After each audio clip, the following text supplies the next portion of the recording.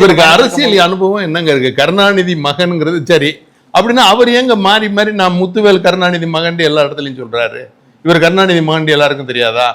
சரி, நீங்க சொல்ற மாதிரி இவருக்கு அரசியல் அனுபவம் இருக்குன்னா ஏன் முத்துவேல் கருணாநிதி மகன்? அப்ப ஊருக்கு ஊரு கருணாநிதிக்கு வேற மகன்கள்லாம் இருக்காங்களா?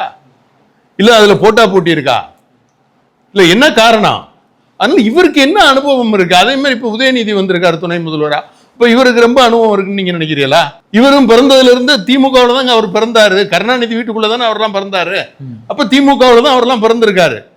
அப்ப அந்த வீட்டுல பிறந்துட்டதுனால அவருக்கு அனுபவம் இருக்கு, ஆட்சி அதிகாரம் பண்ணிடுவாரு, எல்லாம் பண்ணுவாருன்னு உங்க கருத்தா? இல்ல இது எப்படி மக்களுக்கு சொல்ல வர்றீங்க? சரி, ஓகே, அப்படியே நீங்க சொல்ல வந்திருந்தாலும் ஏன் சரியா நடத்தலைங்கிறது தானே கேள்வி.